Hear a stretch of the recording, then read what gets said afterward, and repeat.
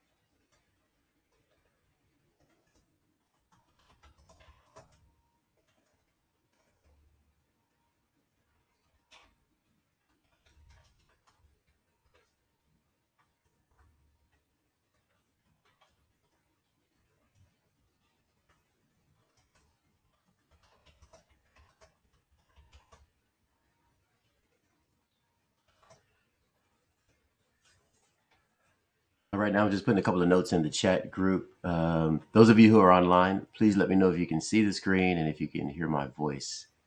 I didn't want to get started if you guys couldn't.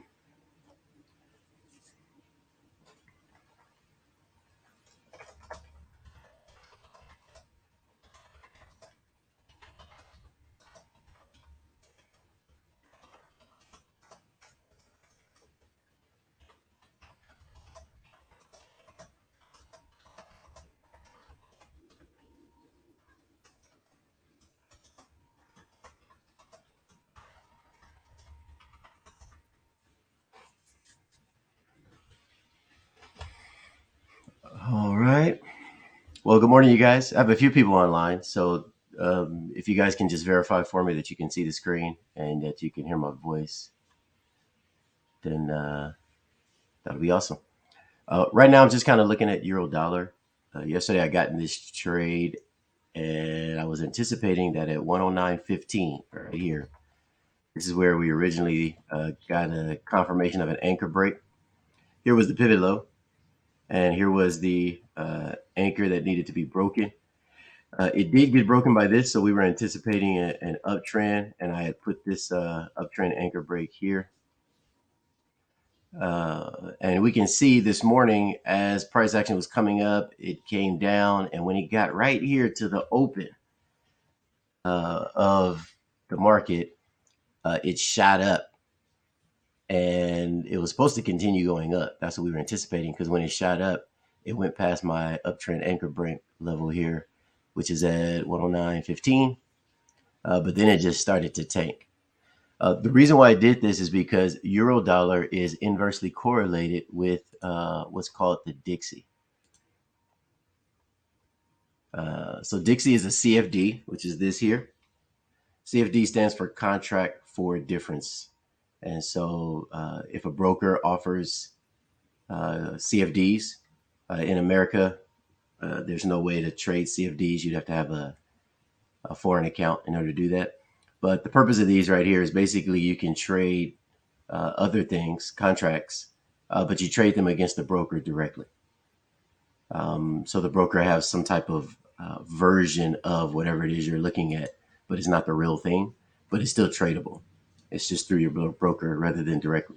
So Dixie happens to be one of those things. It's the US dollar index. So it's just kind of measuring the value of the US dollar against a basket of other foreign countries, some of the major foreign countries out there. So when you go to Dixie, Dixie is in a downtrend. If I were to look at it, let me see if I already have it mapped out. No, I don't have it mapped out here.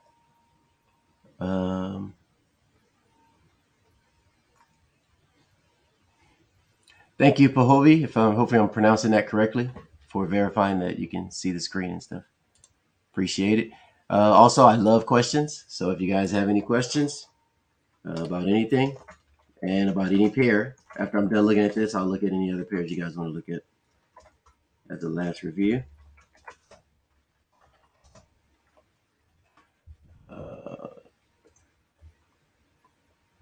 So let's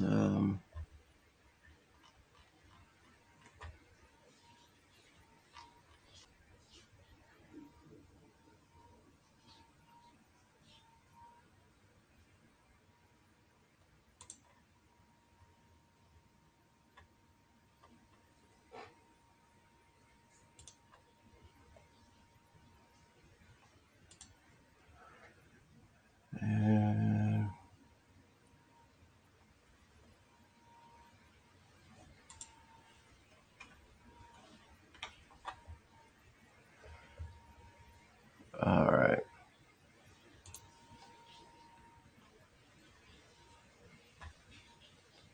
So what I'm doing is I'm trying to determine if it's turning now, because if we look at the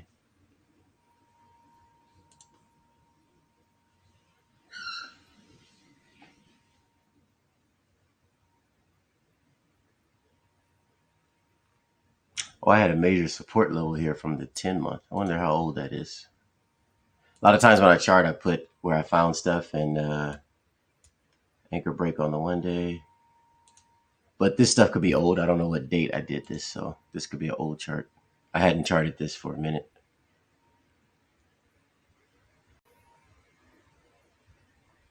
So Dixie should be in a downtrend. I did catch here that there's going to be something major that was going to cause this to turn and go up. And if that's the case, euro dollar is going to go down. But I don't think this may not hold. Let's see what happens here. Yeah, so if we look at the big picture, this is kind of what I wanted to, without getting too bogged down into this. We can see it's coming into some support. That's probably what all of this is here. This is why it's struggling to break. But you can see clearly it's in a downtrend. So when the news came out, the news did this tiny little move right here, this up move. And every time it goes up like that, euro dollar goes down, because this is the US dollar index. So it's inversely, meaning it's the reverse. It does the reverse of whatever this does. So you can see big picture, it's got to come down, but it's been doing some work trying to get past this support. And when it hit this support, it took off and went up like this. It's back down to the support, but it's struggling. So I'm still anticipating a downtrend, and if so, euro dollar has got to go back up. So even though it didn't go up immediately like we wanted it to, I'm still holding my long position on euro dollar. This is why I told you guys yesterday morning, don't put heavy positions. Don't ever trade more than about 2% of your net asset value on any one position. So don't, that way you can ride these moments like this out, because they're going to play games with us and give us what I call a false positive. So that uptrend move on the Dixie this morning, that was false, to give people out of their trades and make them think something's happening. So if we do believe that it is going down, then euro dollar should be going up. What I did was this morning, I found a level, which was right here, this little guy here. I found this morning. So what I did was, since that was at 108.88, I did an add-on at 108.90 right here. My problem is, because I was already in drawdown, you guys see this here? So it just adds it to my position. So I got to wait for both positions to clear, because I had one up here. I think I had one here and then somewhere else. I forgot where it was, but I got to wait for it to come back up. But we can already see the turn is already starting to happen where I put the buy limit order. I had a downtrend breakout level, or a downtrend anchor break level. And if it would have closed below this price, then I would have lost $700, because I would have gotten out of the trade at that point, because then this would have told me that it's probably going to keep heading down.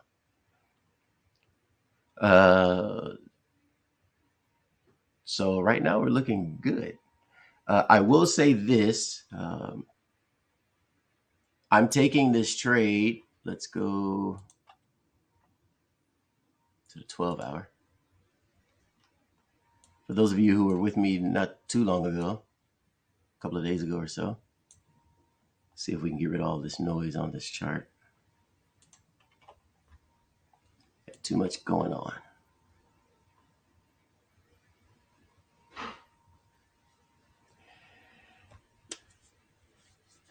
It's been Crawl. How you doing? Oh yeah, yesterday's stream. What happened was my computer did an automatic update, and it just like rebooted my computer, and I had to do nothing but wait. It took like an hour for everything to update and come back on, and I was like, wow, you didn't even warn me. So I apologize for that yesterday, but we're back. Price action hadn't moved much in the last 2 days anyway, so got a little break.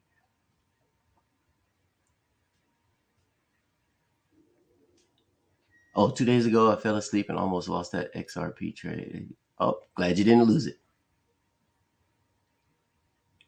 Glad you didn't lose it. All right, so let's get to business here. So I was on the 3 minute just a minute ago, so let's look at it. This is where we were on the 3 minute, and I had said I wasn't, if it broke this downtrend anchor break on the 3 minute, then I was going to get out of the trade. I did place a 108.90 order here. Currently, it's at 108.94. So if those of you who are interested, again, the disclaimer is always the information. It's not meant to be and do not constitute financial investment, trading, or other types of advice or recommendations supplied or endorsed by TradingView. So this is just me personally doing my thing. If you guys want to copy what I'm doing, that's on you. So I'm just showing you guys what I'm doing. But if you want to jump in this trade, it's only 4 pips away from where I got in. So you could do a market order long if you want. And I'm not going to go that far today, but I'm going to show you. That's weird. I was looking for this, and now here it is. Here's my original, or here's one of them. I had a buy stop order here and then a buy limit order here. And so I was expecting it to go up. So news came out here. It hit our order, got us in drawdown. We were in drawdown about 8 pips. And then when the news came out this morning at 5:30, this was 5:30 news right here. 5:30 news hit the daily open and then took off and went up just like we anticipated, made us positive, and then it just tanked. And so this is what I was talking about yesterday when I was talking about position sizing. They play games like this. So what they're doing here now is they tested. This is an immediate retest. I taught you guys this the other day. An immediate retest is when they're trying to test the area. So if this is an uptrend breakout, what that means is there's a lot of sellers at this price, 109.17. Well, if a buyer wants to make some money, they got to get past these sellers here. And they did that with this test. They tried to test it. So when they tested the sellers kicked the buyer's butt and pushed them back down. So the buyers have come back in and said, we're going to give it another shot. But notice what the buyers did not do. They didn't allow the sellers to take over down here. So the sellers are in control below 108.85. And the buyers are in control above 109.17. So these buyers are trying to get out of this range. That's what they're trying to do. And this is why it's called an uptrend anchor break. They're trying to get out of this thing. So this is the small picture of it. Now let's go to the 12 hour and let's look at the big picture.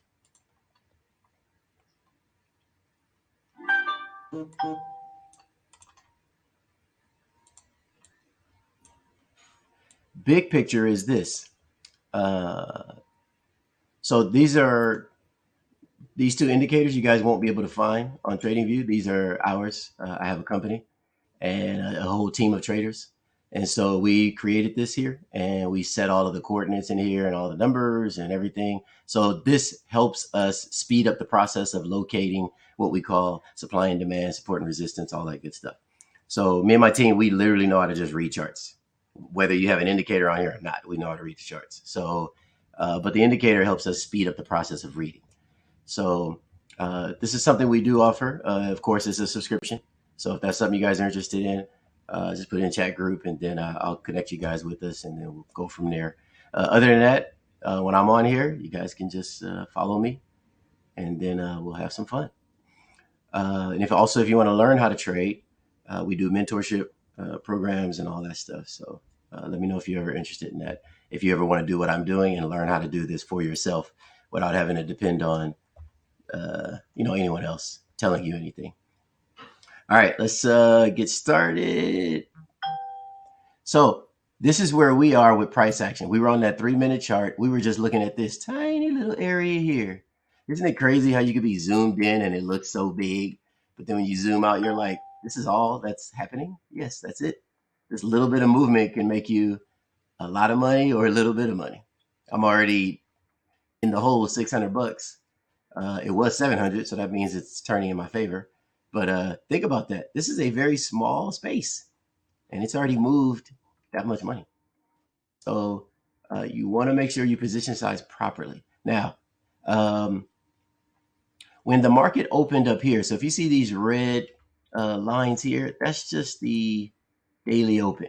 This is an indicator anybody can get, so you guys can look that up if you want to find daily open indicator. Now the daily open this is the one I'm using. This one here by TV Daz, and there's 498 look like comments or whatever that represents there. So look for this guy here or girl, whoever that is. They created a thing called Daily Open. I love it. All it does is just let you know where the market opened at as far as price. You don't trade it or anything like that. It just kind of gives you an indication of where all of the what I like to do is use it as all of the levels where the world is positioned for support and resistance. So it does not represent support and resistance necessarily. I wouldn't call it that. It represents the daily open. It just means this is where price opened at. But listen to me carefully. Wherever price opens at, that's what the consensus is of the world. Next day they bought and they bought and they bought and bought. And when they got to this day, they decided collectively to sell. And then buy. Now, most of these orders are by institutions. So I don't want you to look at these and trade these because that would be silly. Imagine if you looked at this and said, oh, they're going down. Well, then I'm going to go down. But look what happened. It turned around right away. So not right away, but it still turned and went past that. So that's not how you don't use these to trade. You use them to gauge. It's just what I call an odds enhancer. It just kind of helps me know where there might be an issue. Why am I bringing that up? Because we just zoomed out to see where we're going.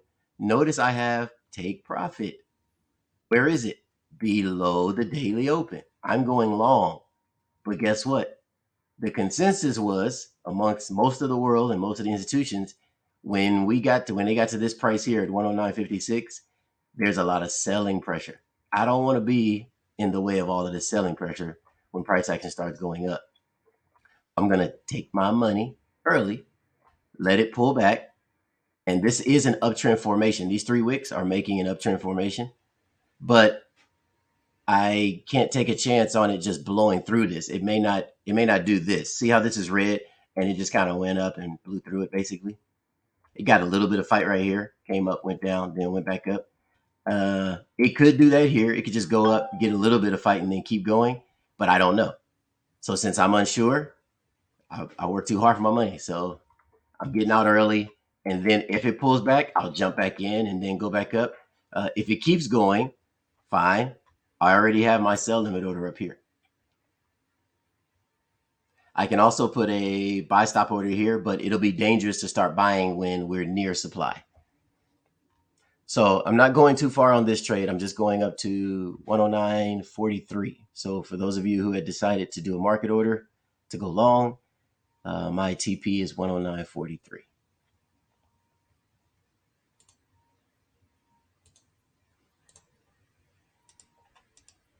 Give me 1 second.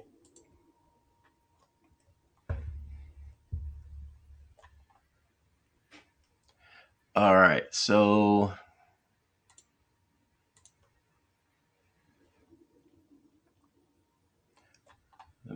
see this.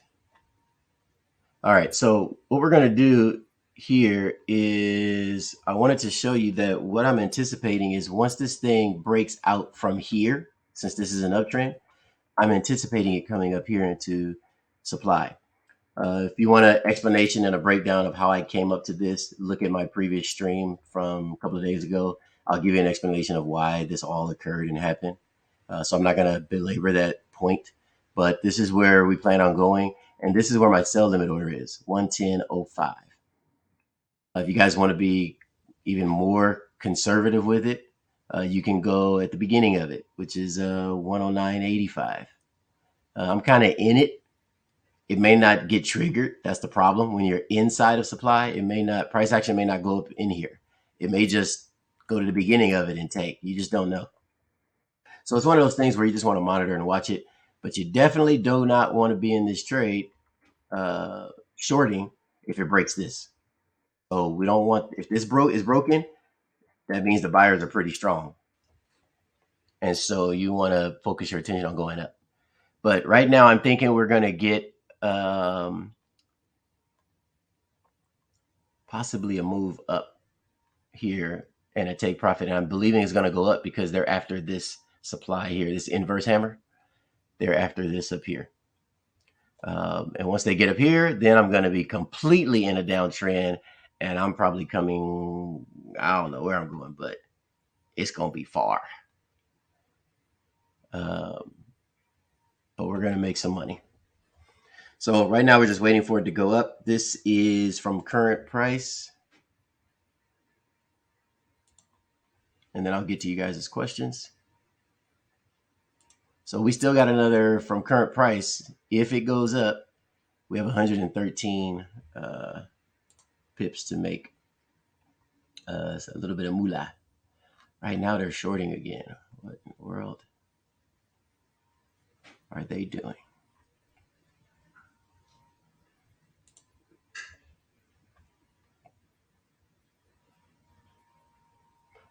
Oh, it's not a short, it's a pullback. All right.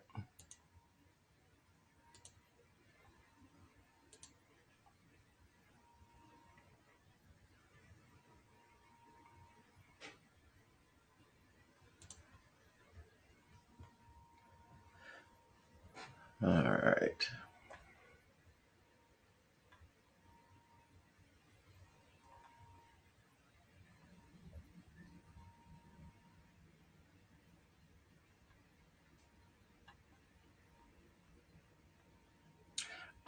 Today is Thursday, so another reason why I don't want to go too far is because keep in mind, typically Dixie, which is the US dollar index, it does a what I call the opposite day thing. With me and my team, we jokingly call Friday opposite day. It appears that on most Fridays they do the opposite of whatever they did last for the week. So since most of this week was uptrend, tomorrow may be a downtrend day or a pullback day. Friday typically is a pullback day. It'll retrace or pull back from whatever it's been doing and getting ready for Monday or Sunday. So if this thing continues to go up, which this immediate retest is anticipating, then tomorrow, hopefully tomorrow we get a downtrend. So that means we'll get up here, it'll hit our take profit, and then it might get up here to this daily open, and somewhere in here in this area, maybe those sellers will kick in. If they do, then tomorrow we'll have another opportunity to make money going down again, and then it'll kick in with the uptrend and continue the uptrend on Monday, taking it all the way up, possibly to that 12-hour. So we may not even get to this 12-hour today. We may not get to this until Friday. So we might get up here to our take profit today on Thursday. We'll get up here. And then Friday, it'll probably come back down one more time. And then Monday, we'll probably get it up here. And then once it gets up here, it'll probably take off and go up on Monday, and that'll probably be the last move. And then starting either Monday or Tuesday, it'll probably start tanking. So that's just my anticipation. I'm not in the meetings of when they plan on pulling triggers, but we know they got to do something. So this is just me saying what I think they're going to do day by day. But they could do all of this in 1 hour. They can go up here and go bam, and then turn around and just start tanking. They can do whatever. So just be prepared for anything. All right, let's take a look at some of these questions.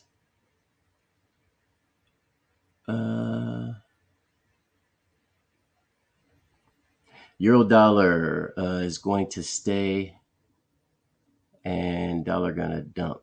Yes. So Dixie has to go down a long ways. So euro dollar has a long way to the upside. Problem is we got to deal with these moments when it pulls back or retraces, and look at these pullbacks. That's an 87 pip pullback. Well, we call that a retracement. Anything you can trade and make money off of, we call that a retracement. So this is actually a retracement. A pullback would be that little guy right there, right? I wouldn't trade that. That's only 30 pips. If it pulls back 30 pips, I'm just going to hold it until it turns around. So I wouldn't trade that, but I definitely would if I thought it was going to move 80 pips. Yeah, I'm going to trade that. And we did. We already traded it. We made money up here. I got out, and then I put another order to buy, and then it went against me and tanked. So I'm just waiting. You can see it's just bouncing back and forth. Do you use volume profiles? Resistances, it's not straight line. Give me more information, Ichbinkro. What's your question about volume profiles? Do I use them? You mean like the indicator here? Where's volume? I don't use volume. If that's like the volume bars that come up at the bottom down here. Is that what you're speaking of? Oh, okay. No, I don't use volume. Volume is important, but I don't use it. This is what I use. I do use volume, but I don't use the volume you're talking about. I use this one. Do I even have it? Oh no, I don't have it on here.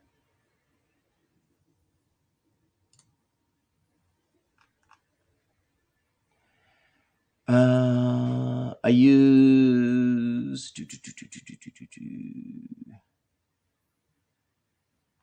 right here, volume analysis by Goof Off Goose.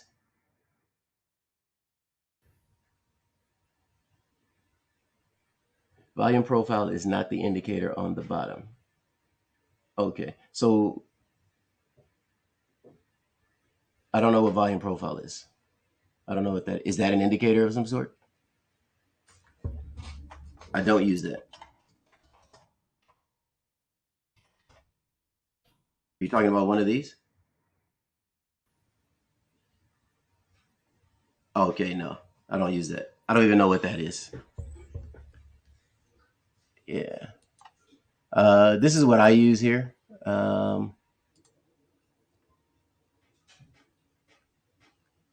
I use what's called a volume analysis here because it's going to give me, and it doesn't sit at the bottom of my screen. It's actually an oscillator. That's what this is here. What is this here?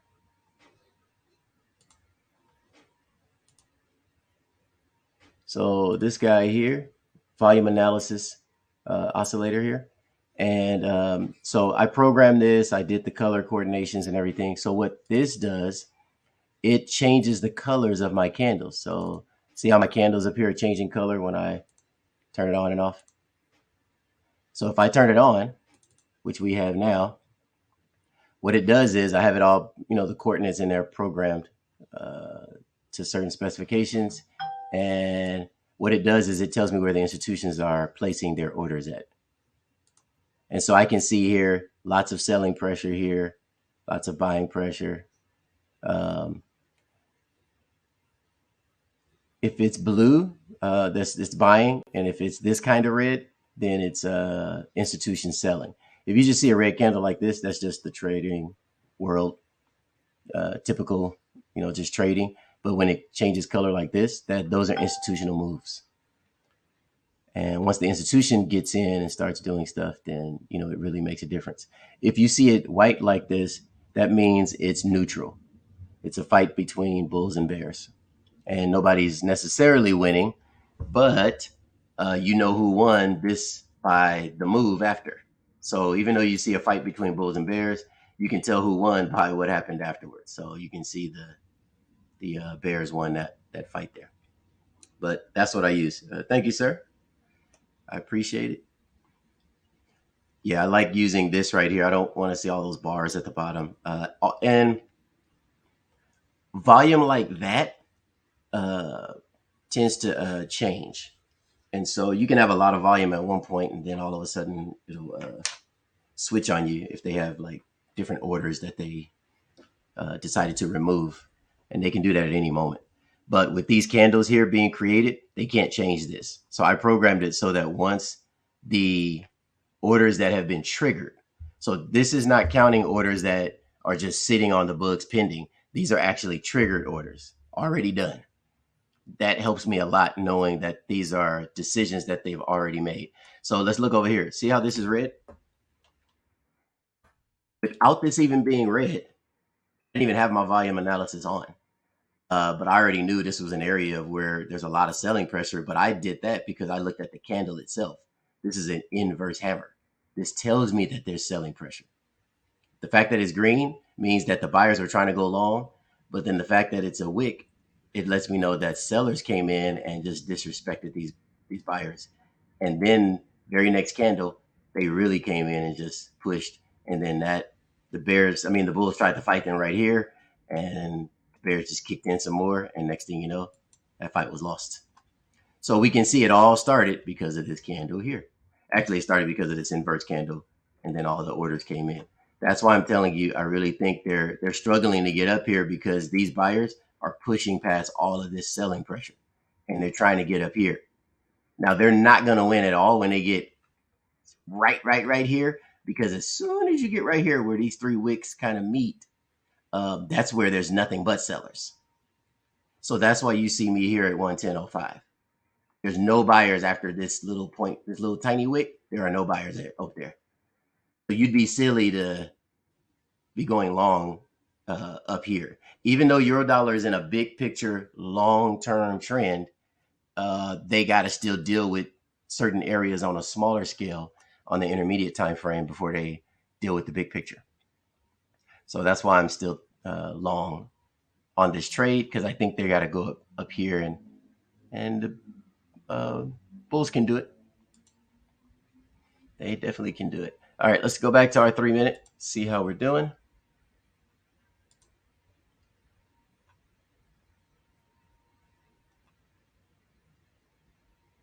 I don't know what I did, but on you guys' side, does your screen look not wide enough?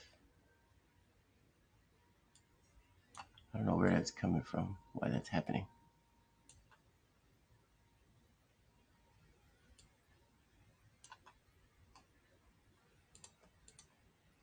Oh, there it is. It's starting to widen now.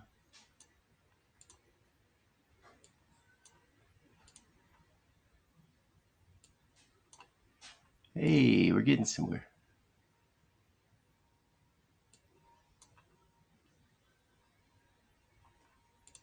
All right.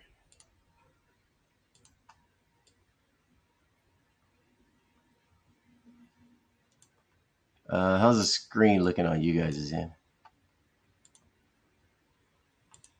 Hopefully that's bigger and wider or something. I don't know why it's not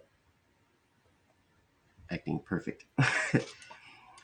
Ichiban Cross said, look at inverted hammer on XRP, the daily. So nice pump on the 4 hour. When they dump as heck, I hope it doesn't turn down. If they do, it's fine. All right. So you're long on XRP. Is that what you're saying? And you want to look at that?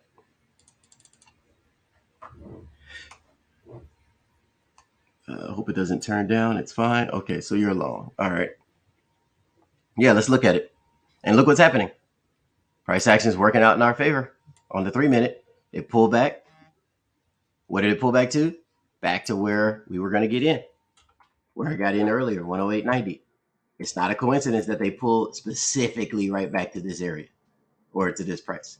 That means we picked the right uh, place to get. Going to be a point where once this takes off, I'm going to protect this trade by moving my stop loss up. Kind of like how a trailing stop is, but I'm doing a trailing stop manually. It's just a manual trailing stop. So you'll put a positive stop loss like whatever your pips are, like over here. Spread. I'm sorry. Whatever the amount of spread is, that's how much pips you want to be with your positive stop loss or your trailing stop right above your, let's say in this case, buy limit order. So I want to add 2. Since it's 1.5 worth of spread on average, then I want to add, I want to round that 1.5 up to 2 so I can have some room. Add 2 to 108.90, and now you have 1.0892, which is this number here. This is where I would put my positive stop loss. Once it gets away from me, if you do it now, it could easily come back and just hit it. So that's why you want to leave it down here. But once this thing gets away from me a little bit, I'll probably do it after it gets out of here because it's been in this range, this downtrend and uptrend range. I'm going to wait for it to get out. It already shows me that it wants to get out. So once they close, once a colored candle shows up above this uptrend anchor break, that's what I mean when I say close. I need to see a colored candle, not a wick. See how wicks don't work? You get a wick, and what does it do? It still tanks. So I like to see actual candles close above that. Once I see that, I'm then going to move my stop loss and take my chance and put my stop loss here and go to bed and be cool. I'm not going to stress out at all. But if I'm at the bank or grocery store and some market maker decides to do something crazy in the market and cause the market to tank and then go below this, I'm going to get out of this trade with, $20 or something, whatever my value would be of that trade. I'll make 10 or 20 bucks, but I get to keep all my principal. I don't make any money, but I also don't lose my money. I get to live to see another day. And so that's what you guys want to learn to do is manage your trades and manage your emotions. That's what you want to do. Yeah, I saw that it kicked everybody out. So the whole stream went down. I don't know what that was about either. It's probably a trading view thing.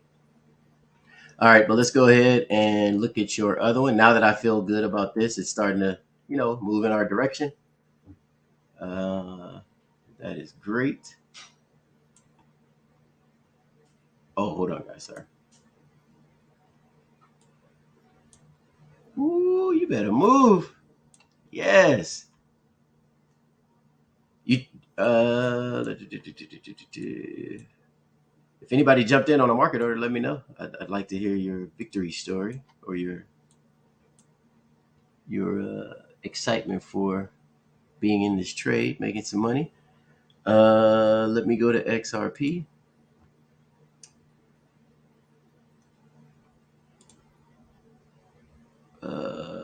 Crypto. Bam. I think we looked at this the other day too. Let's see how wrong we were. Oh man. Did we save this? I didn't save this. I could have sworn we looked at this the other day. Did we look at this already? I don't have it charted. If we did. Maybe I have it on another one. Hold on.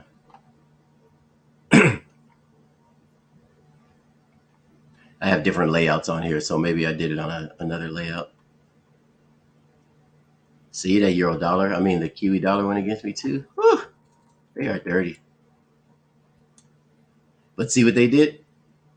They kick up, give us an indication that they want to go up, but then they turn around and come down because the sellers got hit. But this looks like a nice buy area.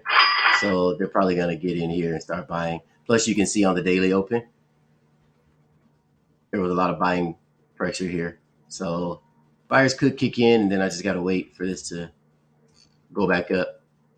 But I put a buy limit add on here, and it went against me, and now it came back, and then now it's going against me again. Yeah, but we'll see. XRP. Ah, here it is. Ah, look at you. Got your name up here. I didn't even know I did that. So this was your stop loss, and you were hoping it wasn't coming down. 4 hour. This the pump you were talking about on the 4 hour, or yeah, 2 days we're looking at that. Cool. All right, so looking at it now. Let me see here.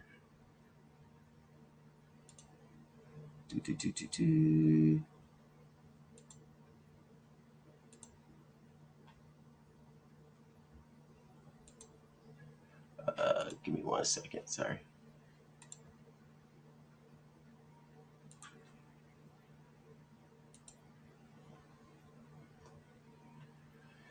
So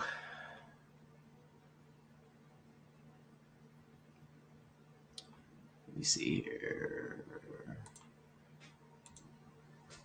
So what we're looking at is based on the 4 hour. Here's the pivot high. Here's the pivot low.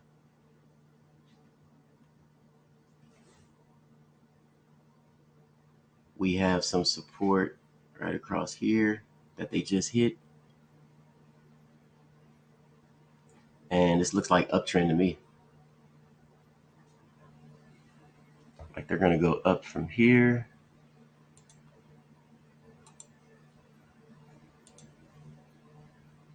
Oh, it is uptrend. We mapped all of this out. Okay, so it's on the 4-day. So since I found this on the 4-day, your 4 hours should be nice. So you always want to kind of keep the symmetry if you guys have access to multiple time frames, because we found the zone on the 4-day. Ooh, I'm glad this is mapped out. I need to save this so I can find it again. What is all of this? 107. Oh, that's from the other trade I had. So I'm going to go all the way down to the 4-minute.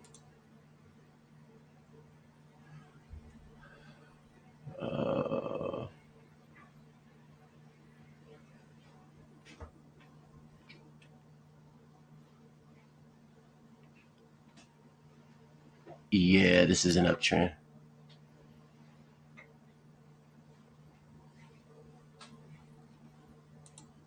So this candle here, we have what's called a gap here. And so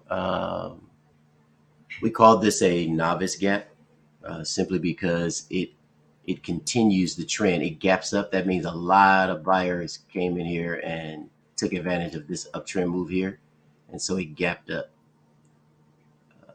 This gap from here to here, that gap there, that's an uptrend sign. So yeah, it's definitely in an uptrend.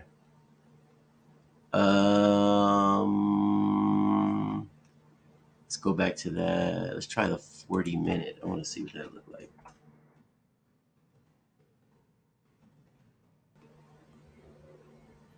Okay, that still looks good. Yes. All right, up, up, up, up, up. Okay, so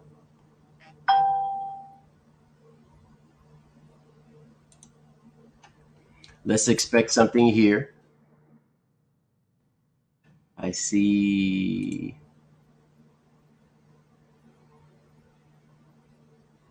So this whole area here, this is what it's called a drop, a base, and then another drop. This whole little area here. So all of these candles here, we call this a cluster. So one candle would be considered a base candle. But when you have a multiple base candles, let's blow this up a little more for you guys. So let me show you here what I'm looking at. So you see how price action is moving up, coming down. I'm trying to ignore all of this here and trying to see where are they going. Now that I see it's an uptrend. When they get up here, they got to deal with these pivots. But this area here, this is where the bulls and the bears were fighting. The bears are trying to come down, and some bulls came in here to try to fight them. That's why it went sideways. But it makes sense that it went sideways here because if you look back, that's a lot of support here. But who won? Sellers that started up here had to come down here and fight all of these buyers. And when they got here to the edge of it, all right, looks like we're back. Unfortunately, you might see some glitches. For some reason, TradingView is connecting and disconnecting on the live stream. But we're back. And what I was saying is you can see these sellers here. They started to sell, but when they got down here, they had to deal with all of this support. And it wasn't until they got through all of this support here, they got to the end. The sellers that started up here, they fought all of these buyers, and then they won. So that's why this caught my eye. That's why I'm not looking at all of this. And so if they go up, they got to deal with these buyers. When they go up, they got to deal with these sellers right here. Look at this long candle. I wonder if I can pick up volume on here. We can. Yeah, cool. All right, so here you go. We got some volume. So see, now that I turned volume on, see that candle? That's an institution. Notice how I read that when volume wasn't even on. I can just read without any indicator or without any oscillators and all of that. You got to learn how to do that so you can really dial things in. But yeah, I think we're going to get up here. You won't get any real big fight. I think you have a nice safe chance of getting all the way up here. So this is what I would do. Let me map this out for you. So we have this pivot low here, that pivot there.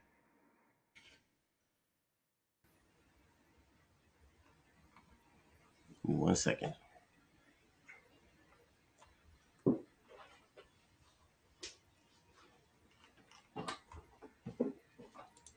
Go big picture.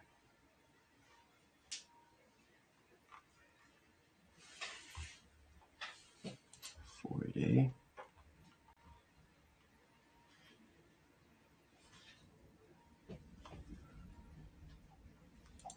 Okay. All right, I just wanted to see what it is. All right, so your next big fight is going to be here. And so let's see if we can get, you can shave right here if you want, if it's going higher.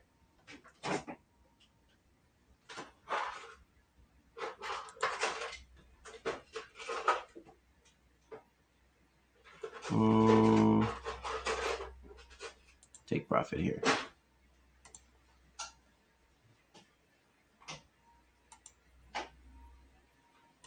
Yeah, I would take profit here.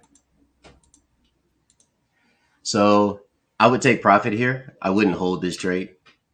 I would just make my money here, let it pull back, find another opportunity to buy, and go long. If you hold this thing's going to pull back and come down somewhere. It's going to come down. I don't, right now, they haven't made any new candles for me to see anything. But whatever they make over here, unless they make something, some type of demand, there's no demand right now. There's nothing.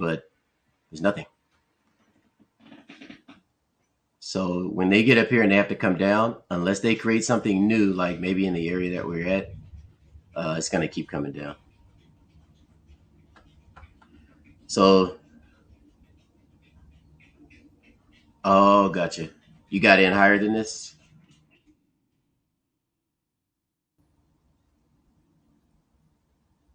What price did you get in? I don't think I put this on the screen.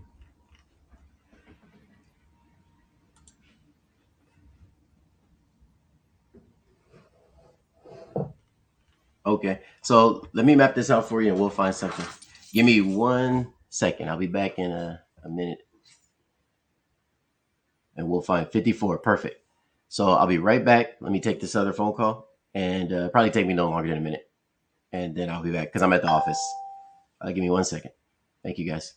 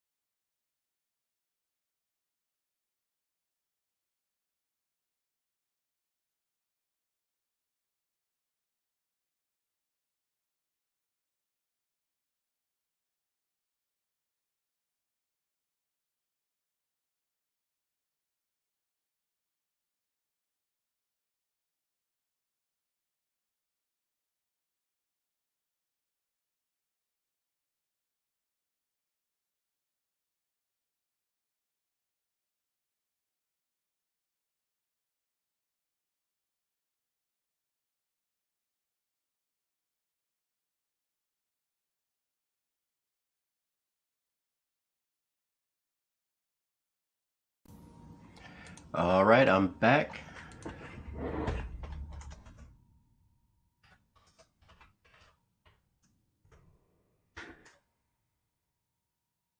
I can also try to hold to the end of the SEC lawsuit. It's going to end in 1 month probably, but it can also be more of who knows.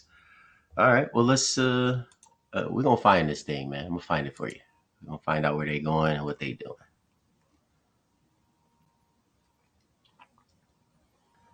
Let's turn this off. All right. So I saw something on the 4-day. Let's go back there.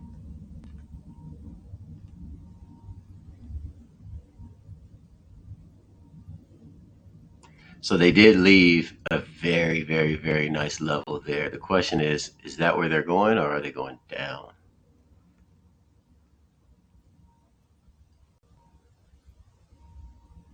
Ain't nowhere to go down. It's already at 0 pretty much.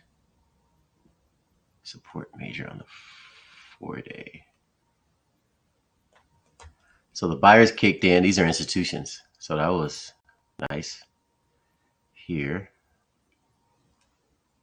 They went up.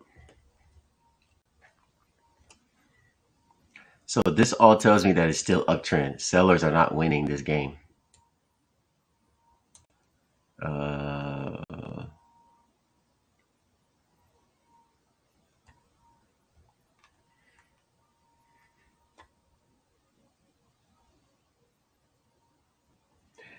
As of right now,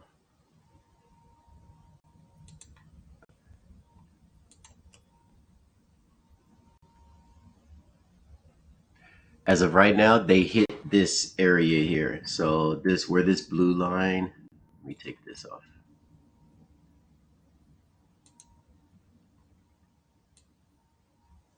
That blue line right there should have acted as, let's put that up there. Okay. And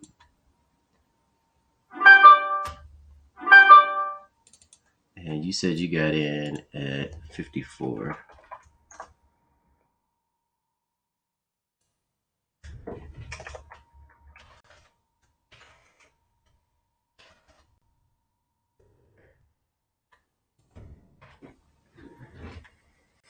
Oh, you tried to catch the breakout. Okay, I see what you did. I'm gonna hook you up, bro. We're gonna find it. We're not gonna let them get away with taking your money. So we have our, I turned on too much. We have our pivot low here. This is the lowest pivot. So then that should be, well, that's kind of far. This one. So we already have an anchor break. This was the, this is an okay anchor break. I like it. I would rather see this broken though. I want to see, you see right here, we have a fight between bulls and bears now that the volume analysis is on. So that means there's a lot of selling pressure in here, which is why every time they keep going up, it keeps pushing down. And then they go up again and then it pushes down. But I want you to know this, every time they go up and it pushes down, this gets weaker and weaker and weaker because these sell orders start going down as the buyers keep triggering them. So every time a buyer goes up here, it triggers another sell order, and then the sell order goes into profit. But now that it goes into profit and it starts turning around, what do they do with those sell orders? They close it. So then the next time the buyers go up, there's less I would consider possibly the anchor. Your anchor is supposed to be back here in history, not in the future though. So that's why I was struggling. So I'll probably say I'm gonna stay professional. We're gonna go with this back here. I like this more than I like this pivot high because this is where the sellers really kicked in. See how the buyers were here trying to go long and the sellers were like, nope. And right when they got to where the buyers started, that's when the sellers just really tanked. They just added a whole lot of orders here to push past all of this. Oh, this is what I would say. Now, notice that I put that. Look at what they did. Same thing they did on my euro dollar trade. Back here. Look at that. I had an anchor right here, and look what they did. They kissed past it. We call this a kiss in the trading world. So I'm anticipating it to keep going long because they did that. So I want to give you some hope that because they did the same thing to you on the XRP, you should be good for an uptrend. I think you're going to end up being positive. I was just saying for your take profit, this is an area, if you were lower, this is an area where I would have shaved, not an area where I would have gotten out to trade. I would only shave my position, but you don't have anything to shave because you didn't start lower, you started higher. And there was nothing wrong with your entry other than you, I mean, this is a perfect entry. This is a breakout point. The problem with breakout points is, look, it could pull all the way back. That's the only problem with them. You're right where the buyers and the sellers, or the bulls and the bears, are fighting. So this is where resistance is. And that's where you got in. You got in at resistance. Look at all this resistance back here. So you jumped in right there. Nothing wrong with where you jumped in. You just got to wait. And that's why I tell you guys about position sizing. So I think you're good, bro. To go for the uptrend. And if I were to say, where do we actually take it? Let's see. Let's go lower. Oh, here we go. Right here. All right. So let's turn this off so I can see.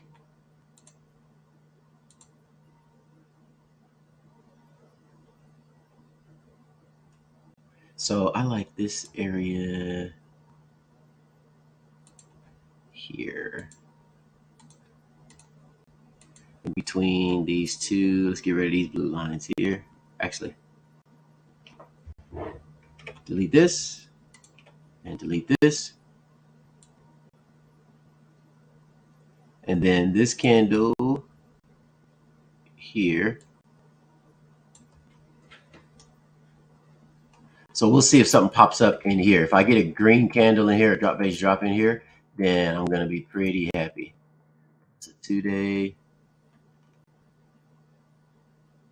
These are sellers. So that's looking nice. The fact that we have some sellers popping up there.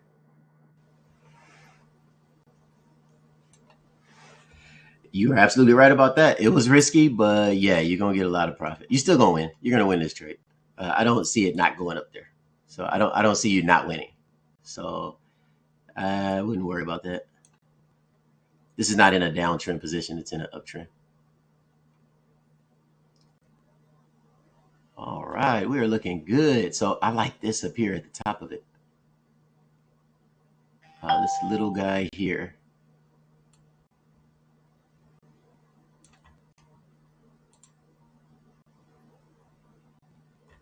So what I would do is, are you able to short? Let me know if you have access to leverage and shorting, or if you could just buy. I don't know what your broker offers.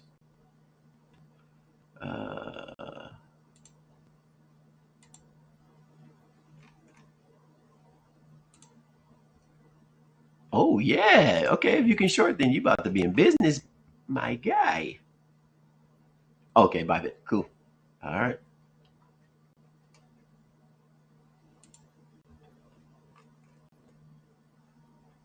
Now let's go back to the 4-day. Awesome.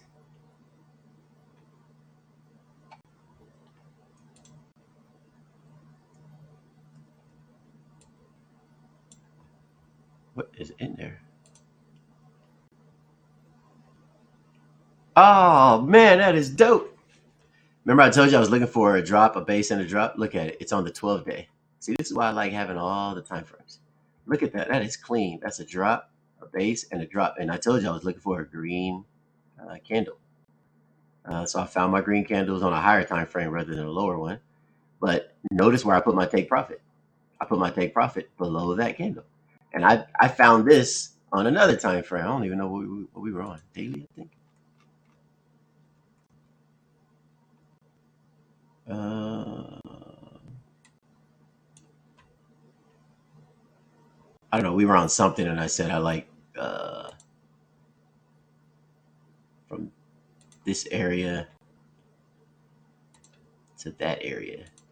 These two pivots right here. I think that was the one I picked. Yeah, that was it. Because I think it was this guy here.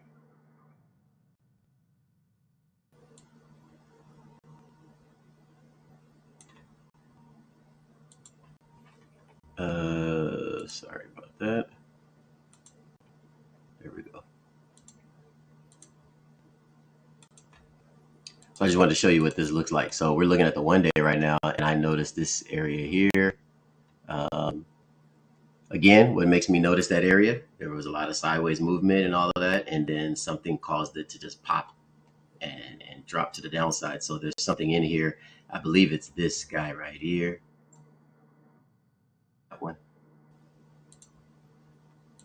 That's probably where we're going to end up putting our sell limit order. Short. But if I go back to the 12 day, I want to show you something. Let's see how these lines look now on the 12 day where we just found it. Look at that. Look how clean that sell limit order looks right at the green.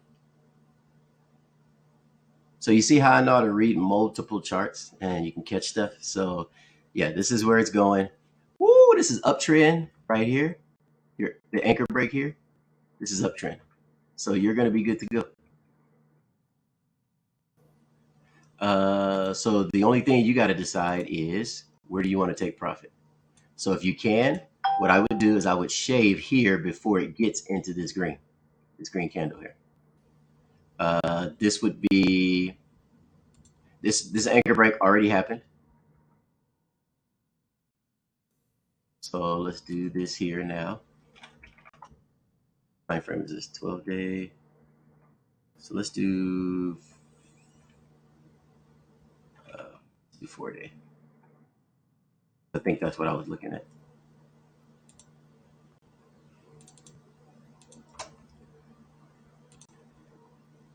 And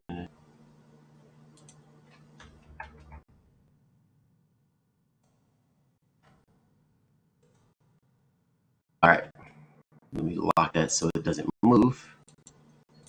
So I have anchor break off of the 4 day chart. Let's go back to the 4 day. Anchor break off the 4 day chart is right there. And as you can see, I put it's already in an uptrend. It's not waiting like the take profit is waiting, but it's already in an uptrend because it already wicked into it. So I'm going to clone this and this is where his blue line is.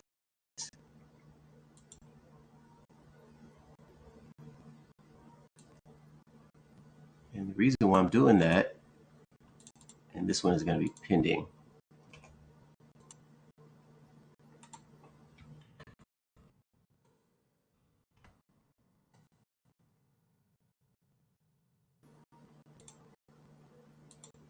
All right. So you do not want to be in the trade beyond this point, buying, because it's probably not going to make it past this. And if you do sell, this will be the highest point or the highest risk that you should take getting in on a sale. This is 75.87. Let's change that to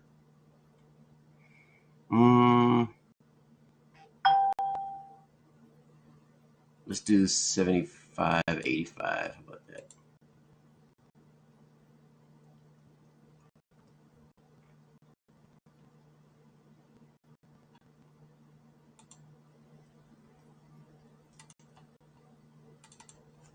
So 0.95 and 0.25.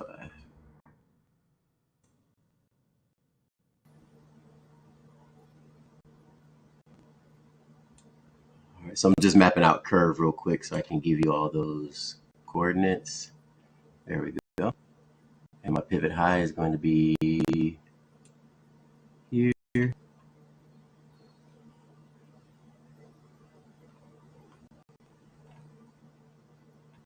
I do think it's going to come way up here. I'm just saying that here you're going to get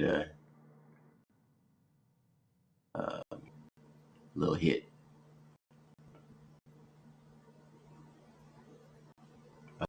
Anchor break 40. Wait on this.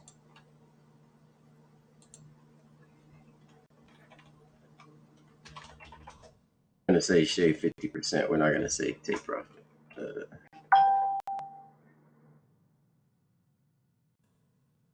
There we go. So take half your money off the table, put it in the bank.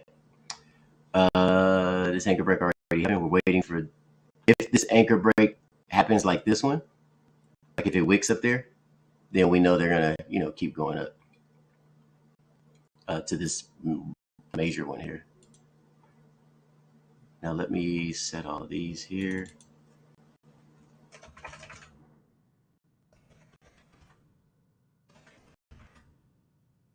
All right.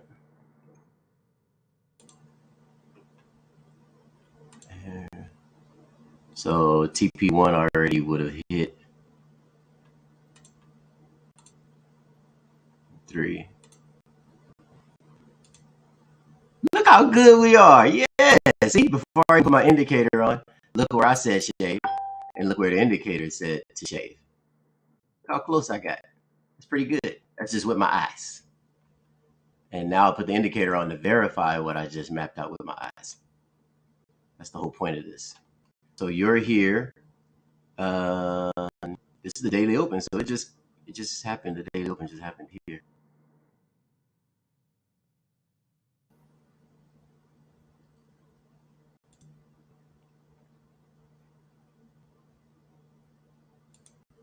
Yeah, I think they're just pulling back, and they pulled back to this right here, and now they're on their way back up again because all of this here is uptrend.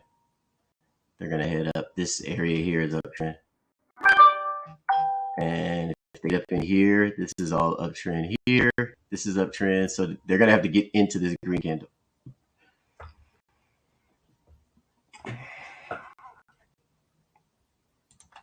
Mm.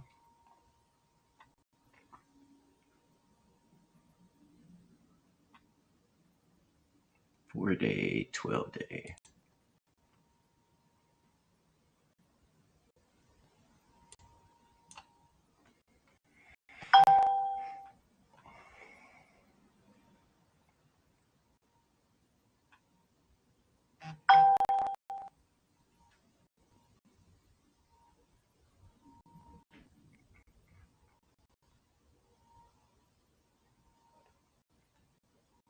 I don't think they're gonna make it way up here. Oh, yes, they could.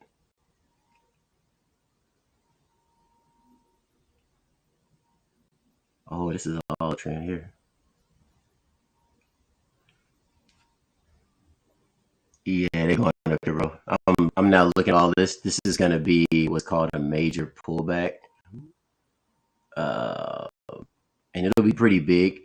This is probably gonna hit this and pull back, and when it pulls back, it's probably gonna pull back to this anchor break where it started, and then it could take off and then go back up here again. But there's gonna be one big straight up move, pretty much. And then when it pulls back, it's going to create a higher low right here and then go up again.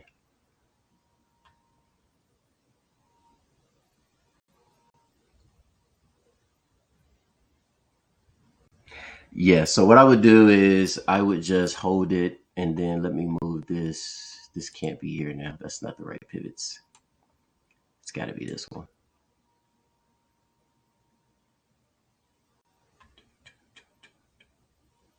Oh, you know what I can do? Let me see. I'm just trying to find the right pivots. For as long as I got the right pivots, we'll be fine.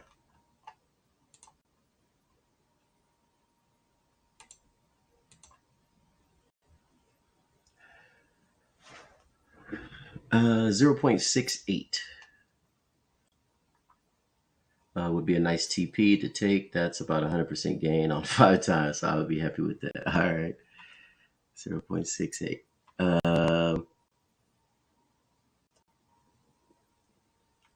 Let me find the pivots that they're working with though. Quick.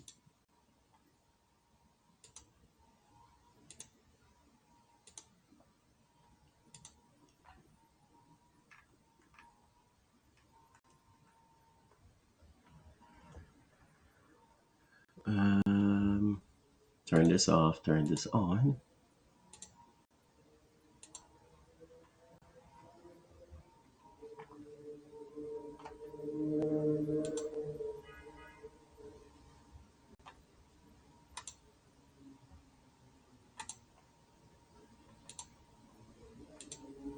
Oh, that's why. There we go.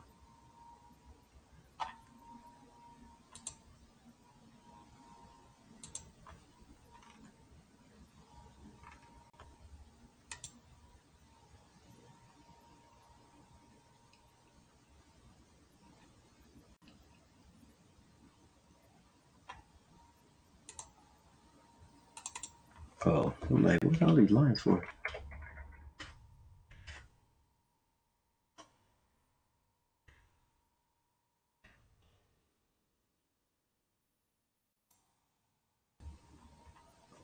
All right, there we go.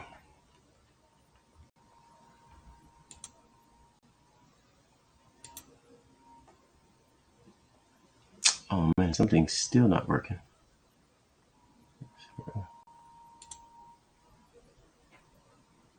Oh, here it is. It's finally picking it up here. All right. Go down, down. All right, there we go. All right, so this is the one we're working with. So now let me turn that off, turn this back on. And let's put this up here.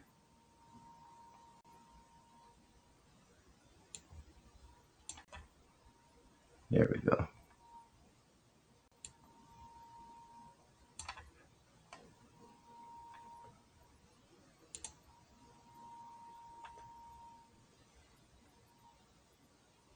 Hold on like that.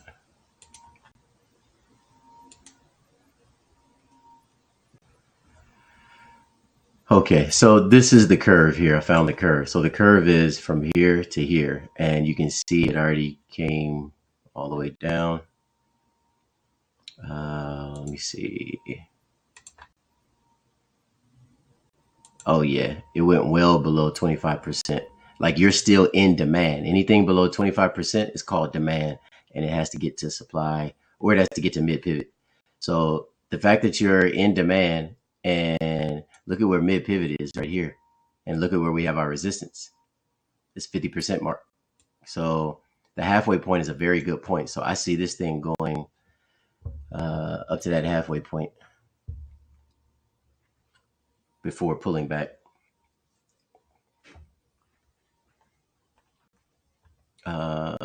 So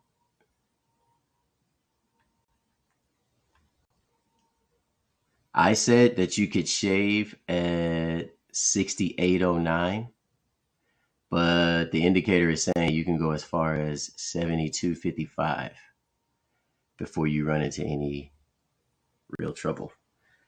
So here you go, man. You can shave 50% off here. This is the anchor break. And then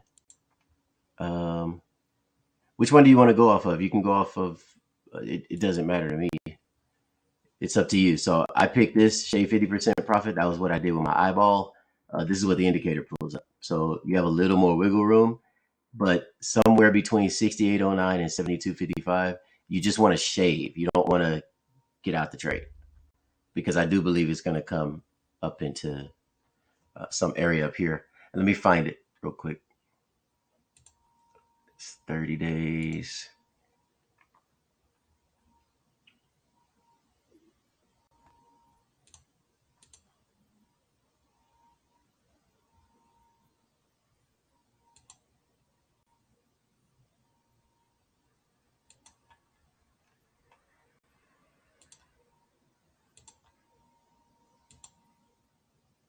Mm,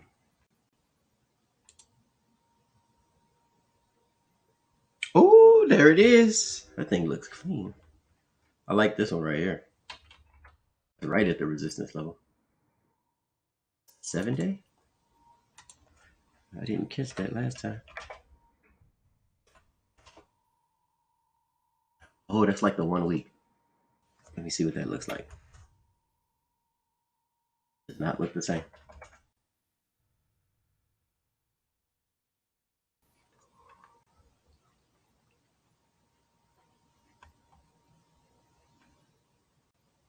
Oh, it's this taller one.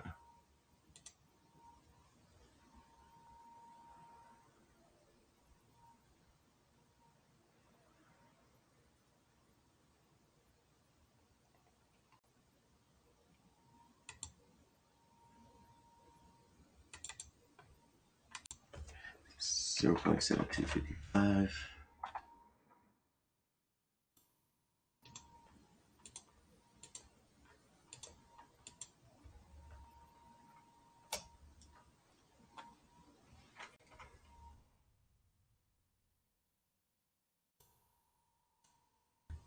There we go.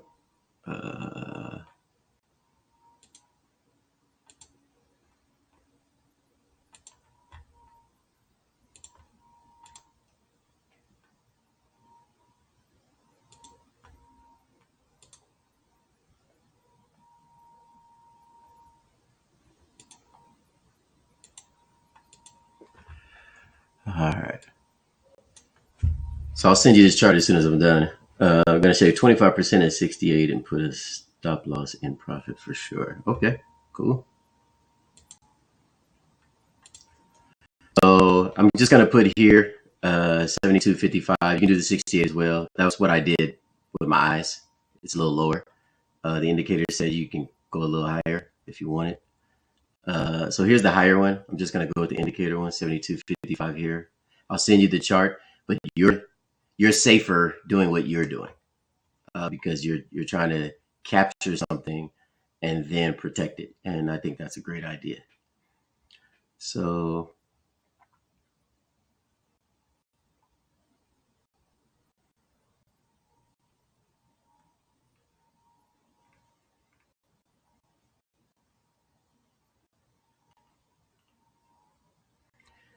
okay, so let me uh,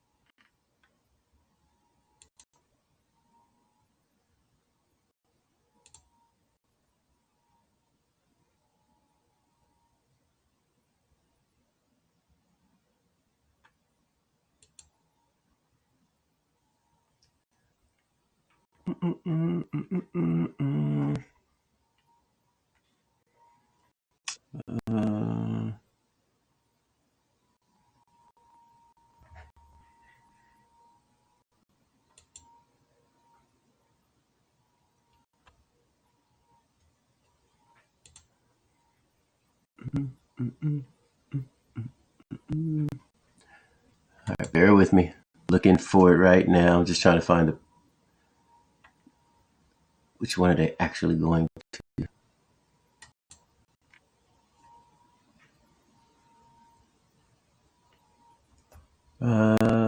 It's just so much noise in here.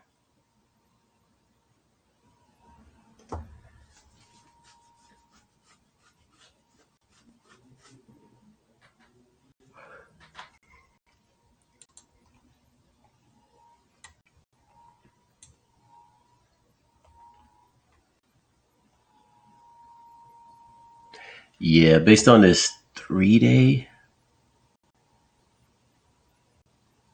Oh no, that'll work too. Oh, okay, I see it. I see it. I see it. Yeah, the indicator is correct. I'm just being extra by doing the 68. But looking at this indicator, there's a downtrend move right here. So you should be able to get this 72.55. 4-day.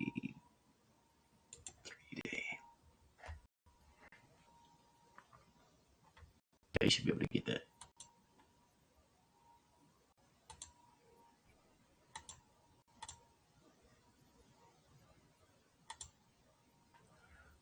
All right, 3-day. I'm just trying to see if the indicator's not pulling anything up.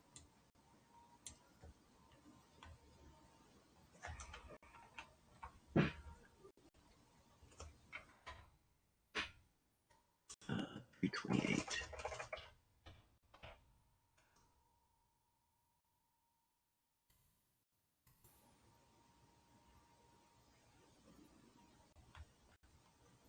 Okay, what do we got here? 3.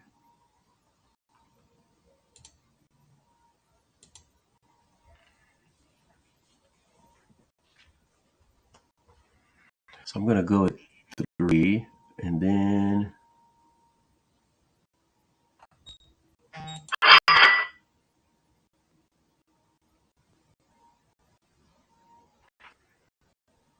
I want to watch out for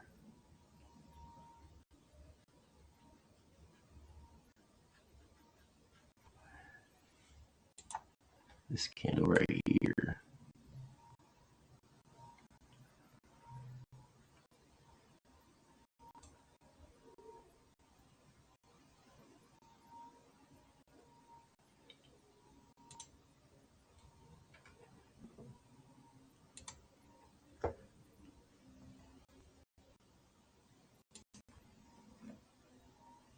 And then 5-2. Oh no, that's pointing up there. It's an immediate retest.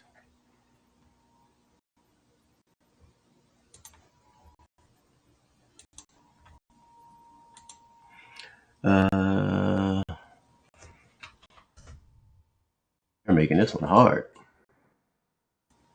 It's just so much consolidation and noise. It's not like straight candles. It's too many tiny, choppy candles. So it's hard to read it.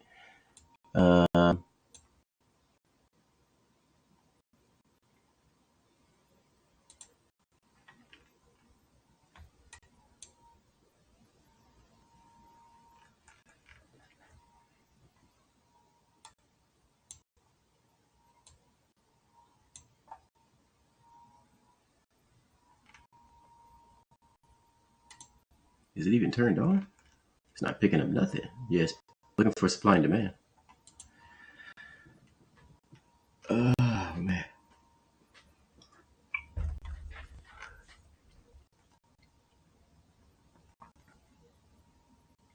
All right, what I say confidently and for sure. Let's start there, because it's gonna take me a minute to find the that level.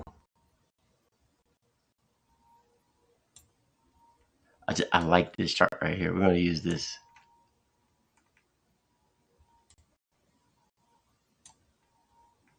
At least as our starting point. Move that over.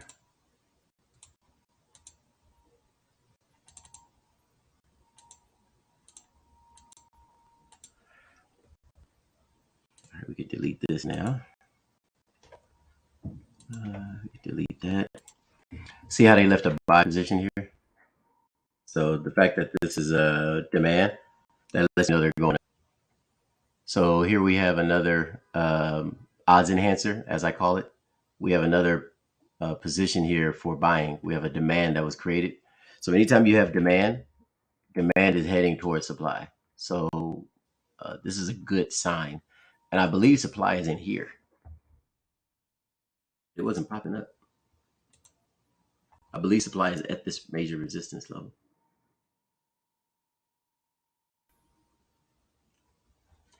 Because what is the fib on the rest of that?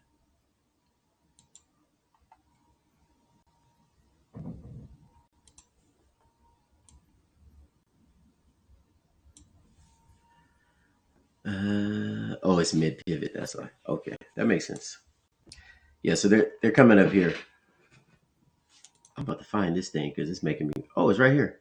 I already found it. It's on 7-day. All right, so let's do this.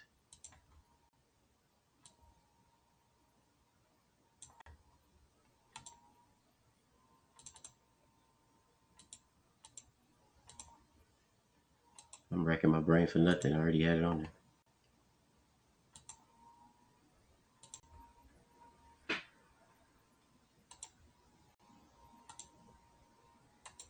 All right. So this is it. We found it.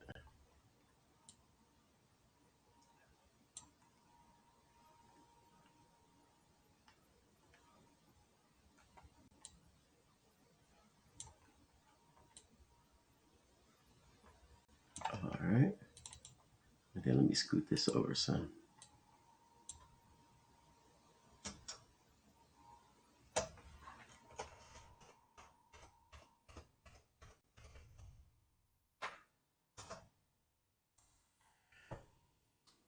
There we go. All right. So if you can short as well, then your sell limit order would be just under that resistance level.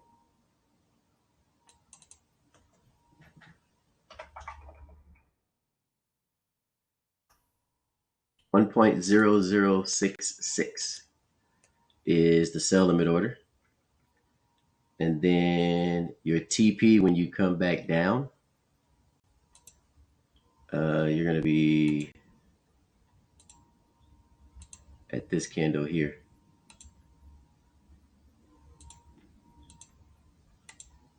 $0.3.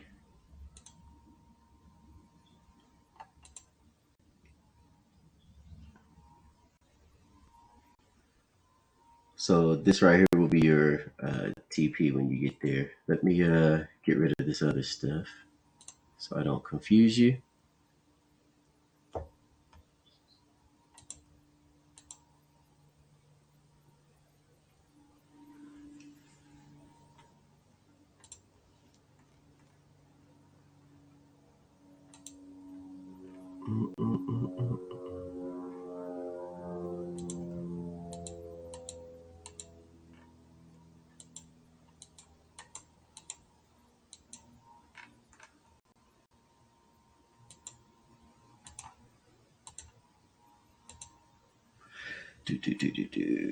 There we go.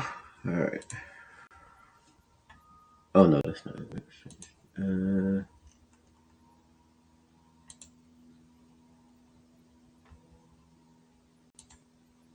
There we go.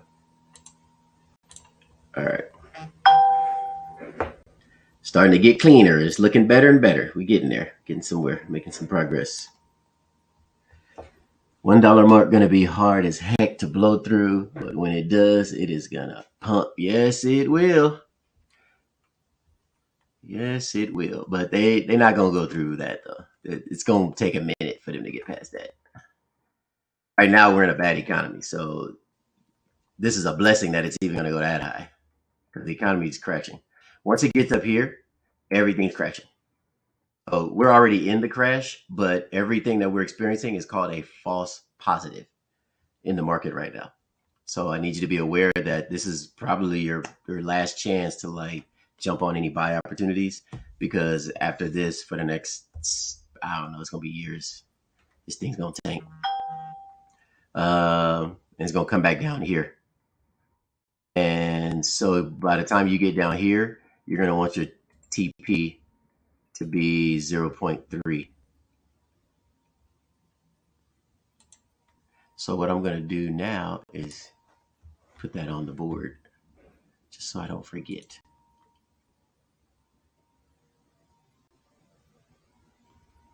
And then your TP right here would be, let's just call it TP5 in case we have multiple ones.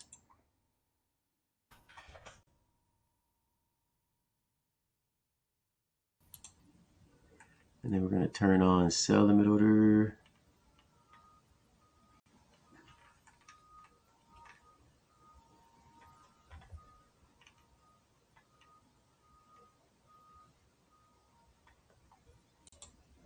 Turn on take profit 5 and then turn on sell limit order. There we go. So you think the economy on the world is going to be dumping crypto? People are going to take the money off the table? People will. Yeah, crypto's going down to 7,000. and people are not going to know where it's going, so they're just going to jump out. And once it gets down to 7,000, that 7,000 area, I have a buy order at 7,500 waiting. When crypto gets down to 7,500, I'm about to buy. I don't know how many, however much I can afford at that time. 7,500, I'll probably buy like, I don't know, 2 or 3 Bitcoin or something, and then just ride that baby up. So 7,500 on BTC.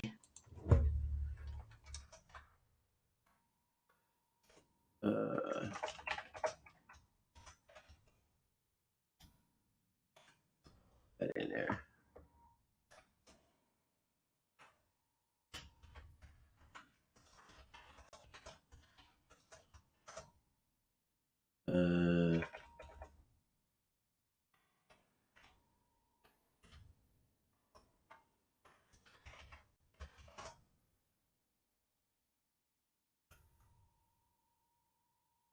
There you go. So that's where my buy limit order is for BTC. I'm just waiting for it to come down, and then I'm gonna jump back in. So let me. What you think about U.S. government holding a lot of bitcoins from Silk Road and selling them now? Well, that's the reason why it's going up. It's because they bought into it. That's why it's fake. When anytime you get a big bank or the government to jump in the market, and they start getting in, the U.S. government sold 9,000 Bitcoin for almost 216 million on March 14th. A court filing shows. Yeah, that makes sense. So even though they sold, that would make the market go down, and it should have already done it. And so now it's got to go back up. So if they sold, they probably sold to buy again. So if they sold it on March 14th, it makes sense why it's starting to go back up, because they're probably buying again to take it back up. They just wanted to make some money. But when they take it back up again and it's going to be false, it's going to drop. Yeah, that makes sense. Yep, makes sense. And that's why you see I'm at 7,500. So you see what I was telling you 2 days ago?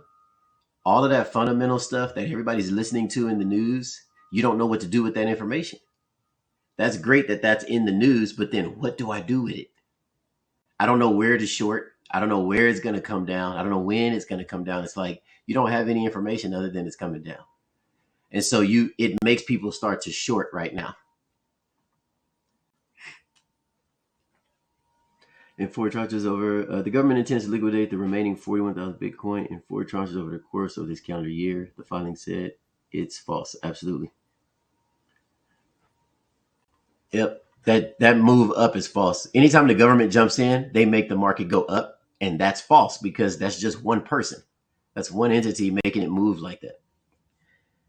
So that one entity that made it move to go up, the moment that one entity decides to go back down, the whole thing's going to change again, because they are the government. They control the whole market. So yeah, well, they don't control the market, but you get what I'm saying. They have power to do it. They have the ability to do it, to do whatever they want. So yeah, just be mindful. Use that news as a secondary source. Always chart first, do technical analysis, and then see if the news matches. So what we're doing, the news is matching what we already charted. What you just said is they plan on doing it over tranches. Well, I bet you they're going to unload most of it right here. So we'll see what happens when price action gets here. We're going to look back on this day on April the 6th, and we're going to see what happened here. What happened back here? Matter of fact, I'm going to put April 6th on here. I just want to see what prediction is when we get up there later.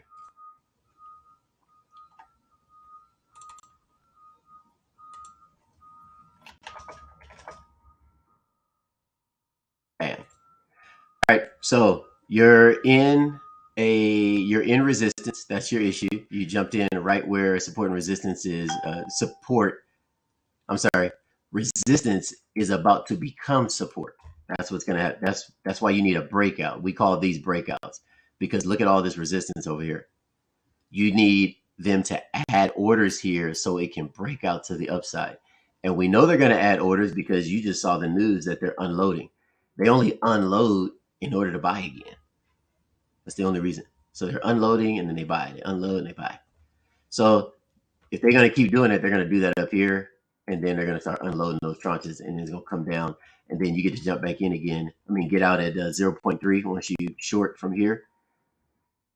So you're here. We already have the anchor break. You can see it already says uptrend. Let me scoot that over some.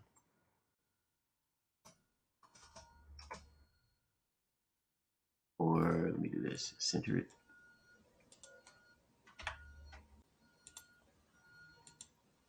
Let's try this.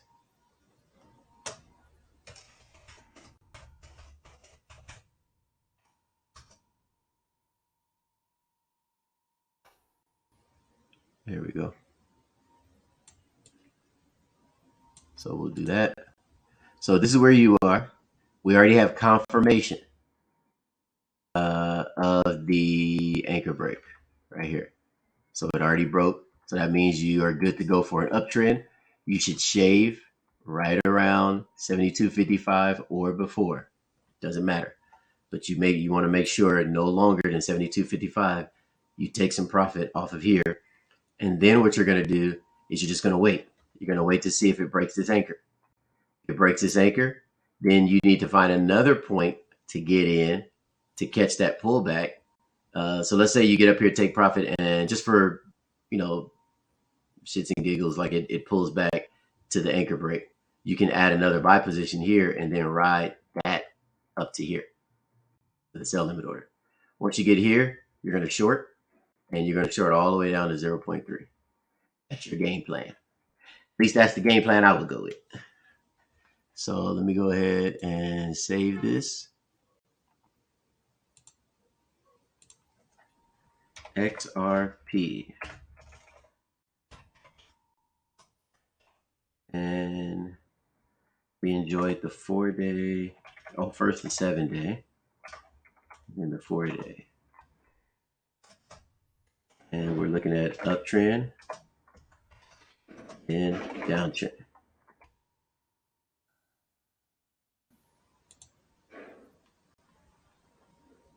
All right, and then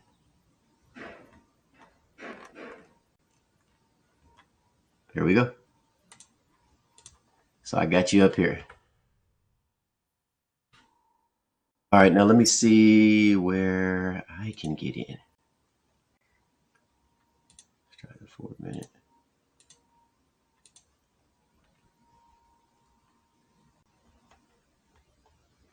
Oh, there we go. Already got some good places to get in.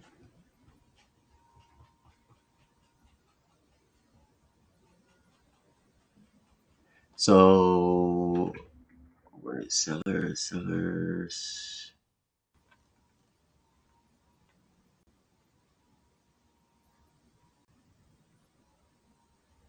This and this.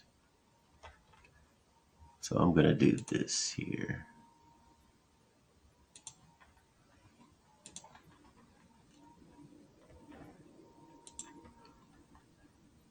What is that? $49.95. That's what I'll probably do.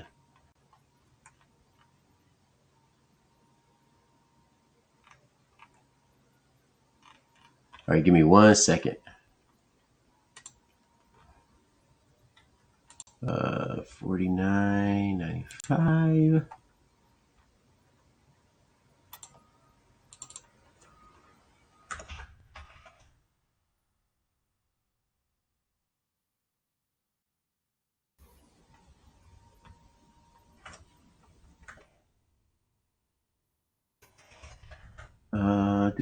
Do.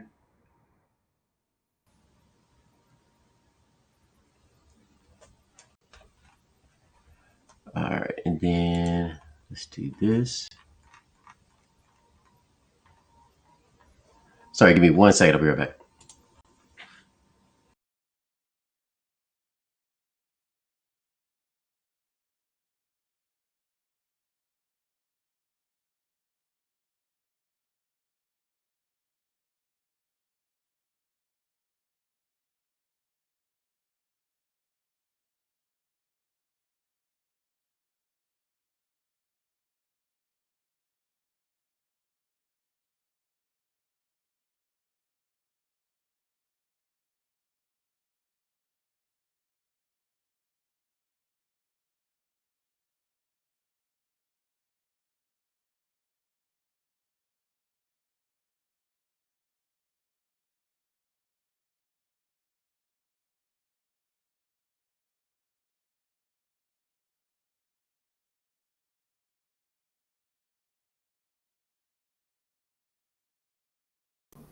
Okay, I am back.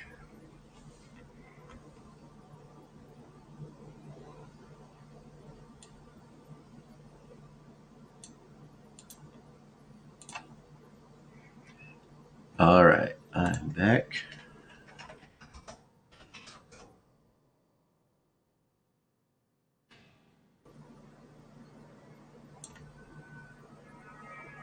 All right, so we're dealing with this shaded area here. So this is our chart. Let me go here, save it again. Bam, bam, bam.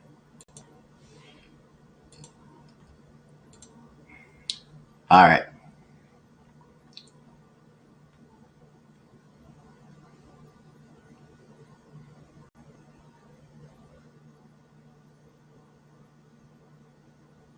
So I put an order here. If it pulls back down to this, great. If it doesn't, um, I'm gonna have my anchor break is gonna alert me. I'll know if it's moving or not. But it might pull back, so be prepared for that. It could pull back to 49.95. That's where I'm gonna get in, and then I'm gonna take my TP all the way to $1. But as you can see here, I'm gonna shave off half, 50% of it. So I'm gonna buy 1,000 units of it, and then sell off half of it, and then ride the other half to the top. We're going to get confirmation that it's going to keep going once it breaks this. We already got confirmation that it broke that.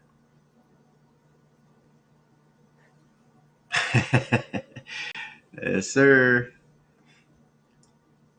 So we're looking good. Any other questions on XRP? I'm pretty much done. I like to spend a couple hours, and then that's it. Hour on my pair, and then another hour on helping one of you guys with something. So today you were pretty much the only one on. It was hit and miss. A couple of people got on and off. Maybe they didn't like what we were talking or discussing about, but it's fine. Any questions about this before I go? And then let me post this real quick for you.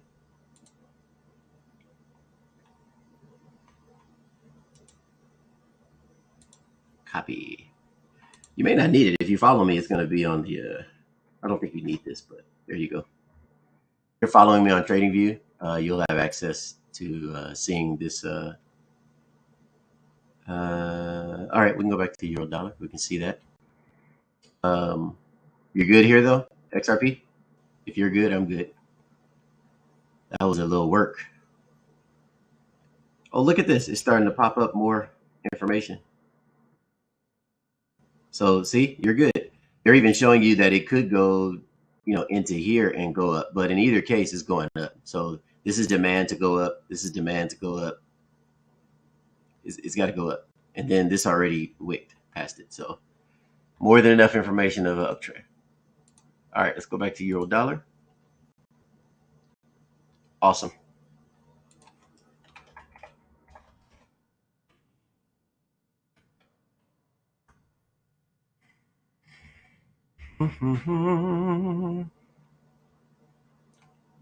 They are dirty for that. Look.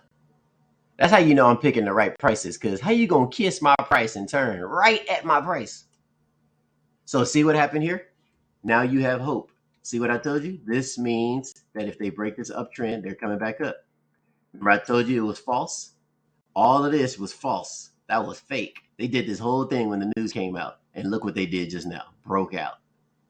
Liars. I'll even show you this. If I could pull it up.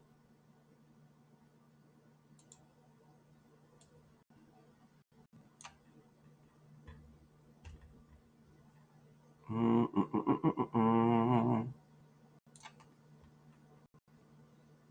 right, I'm going to share a different screen. I want to show you something.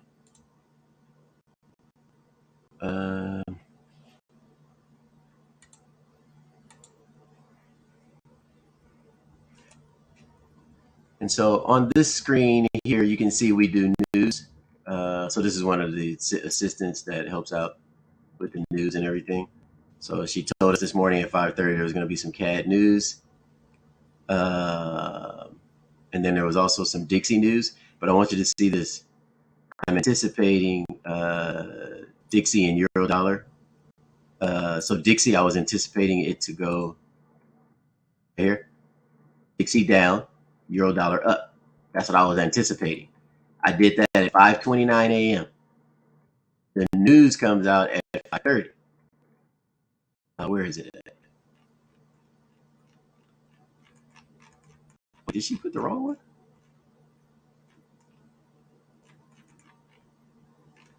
Oh, she didn't put both of them. Hold on.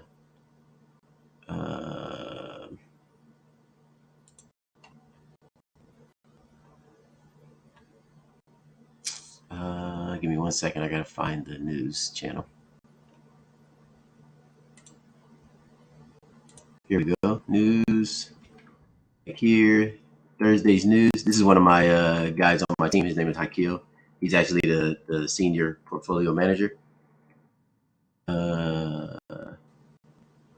So see here, we had CAD news, and then we had U.S. news, unemployment claims at 5:30 this morning, Thursday, April the 6th. Now, if you go back to my group in here, 5:15, we post and say, hey, in 15 minutes, there's going to be some news at 5:30. And what do? 1 minute before, I say Dixie's going down and Eurodollar's going up. But then that's not what it did. It did the opposite. So then I said to everybody at 5:40, don't fall down. So now let's go look at it.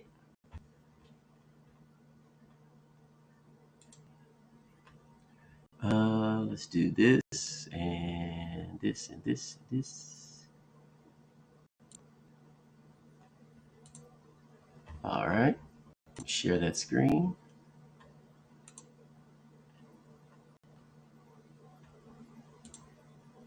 Bam.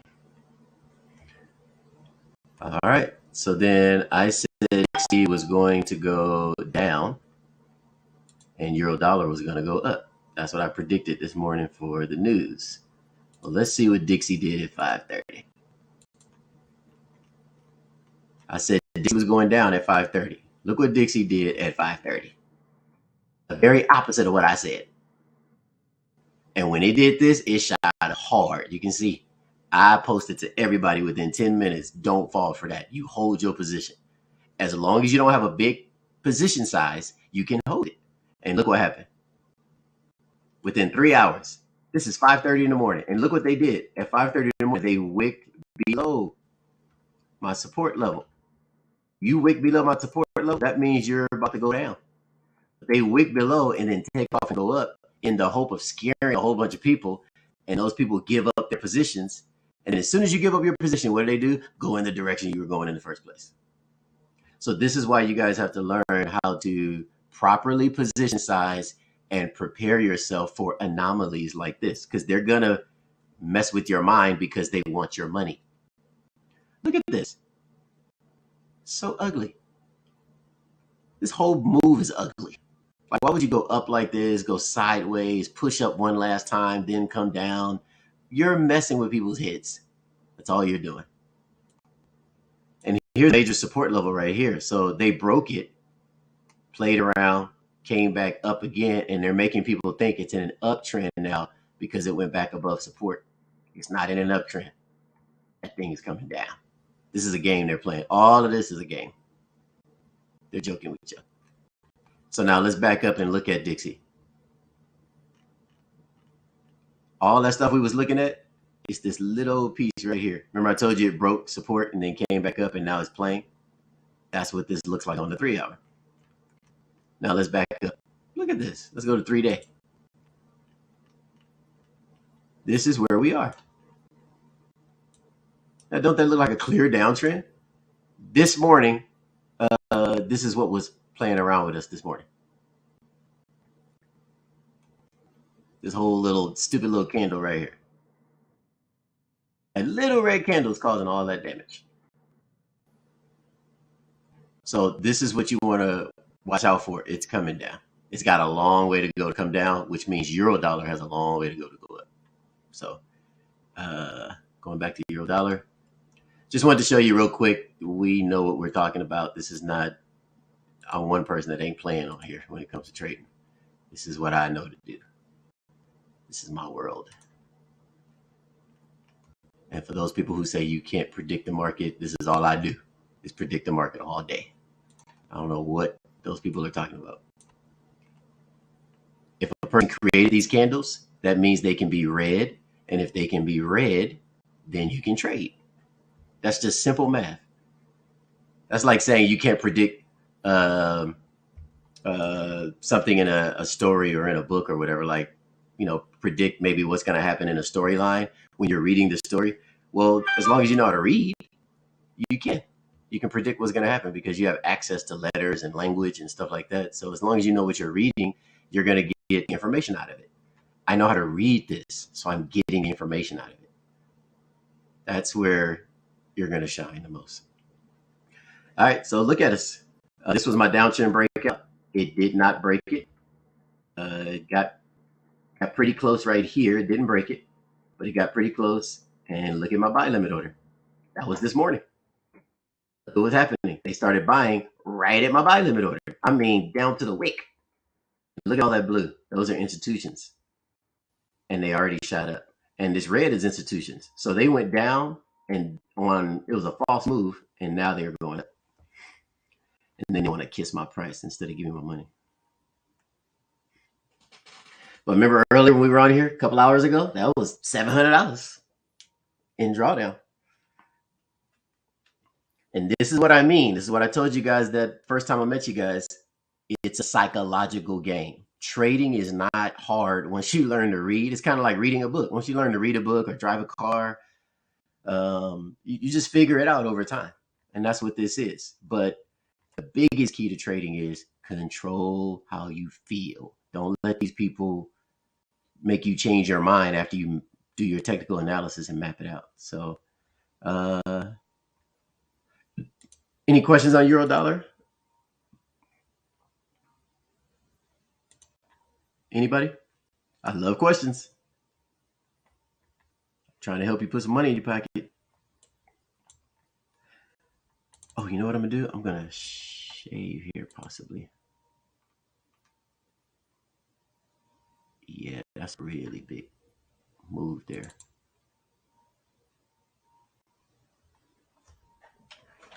So I'm not gonna take profit. I'm gonna shave here.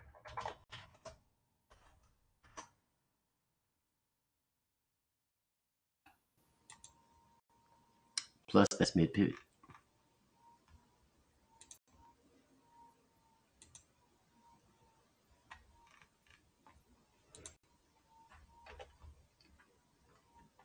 And it was a 12-hour, I think it was. Yeah. Yes. See?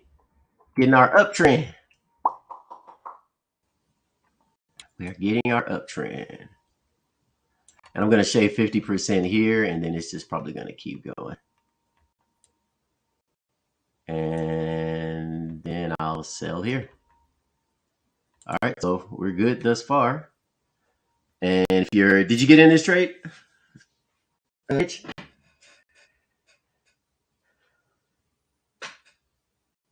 Earlier, I told you guys to go ahead and do a market order if you want it, but I don't know who jumped in or not. And the other few people that were here are gone now. No, you didn't get in? Oh, okay. Well, just set it up. Don't get in now. It already started moving. Now is not a good time. It already took off. You want to always catch stuff at the bottom or at the top. You don't want to jump in the middle because it bounces around too much. Oh, you're not into currencies. Gotcha. Well, you should. It moves way faster than Bitcoin, stocks, and futures. That's why I trade this the most. Everything else is too slow, and you don't make as much money. You make way more money in Forex than any other market on the planet. It's way faster. So get your account set up. I have an account with Rwanda. That's who I'm with. Yeah, that's the company that they're the largest, one of the largest here. I'm in the U.S. I don't know where you are, but they're all over the world, and they're one of the largest ones. I trust them. I've been with them forever. You're welcome. Set up an account with them, and then when I'm on here trading, I'm going to be trading forex more than anything else. Look at Bitcoin. Bitcoin's been sideways for like almost all year. You can't make money like that. If you're going to pay your bills and make a living off of this, you need something that has volatility and it's going to go back and forth so you can make money going back and forth. So no market is going to give you that opportunity other than Forex. So I would advise you, and you're supposed to be diversified anyway in your portfolio. You should not trade one thing. So I do futures, I do stocks, I do Forex, and I do crypto. I do all of them.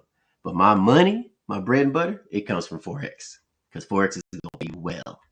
Forex gives you 50 times the leverage. No other market does that. And if you go to a foreign account outside of the US, you can get up to like 100, sometimes 200. I wouldn't advise that, but because you can lose too much of your money too fast. But yeah, get into currencies, bro. And I have a whole class and everything you want to learn. We can teach you, or you can just come on here and keep watching me.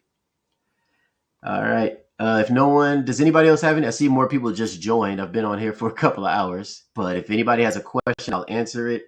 If no one has a question in the next 1 minute, if I don't see a question posted in the chat group, I'm going to call it a day, but I'm here to help you guys out. All right. Once you're in a live, you jumped into 100 times leverage. Hey, played out. Yes. Good stuff. Yeah, the scary part is when it don't play out. It's like you losing your money 100 times faster. So people see those numbers and they never think the opposite. So when you see those numbers, I want you guys to think the opposite first. If you're trading something and you find out how much leverage they got, just understand this. That's how fast you can lose your money. That's the first thing you should be thinking. That's 100 times faster that I can lose my money. And because you can lose your money 100 times faster, you need to make sure that you manage that trade. The more leverage they give you, the less position size you should be using. So on a 100 to 1 leverage, whatever your balance is in your account, I'd probably use, again, the same number, just 2%. Just that's an easy, simple number whenever you put your trade in. So you want to look for this. Here. Put it in the chat group right now.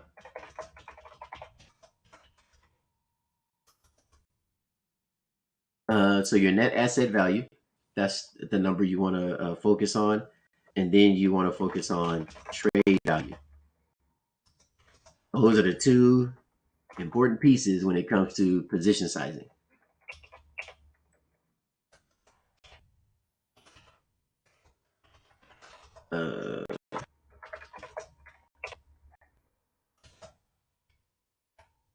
Put that.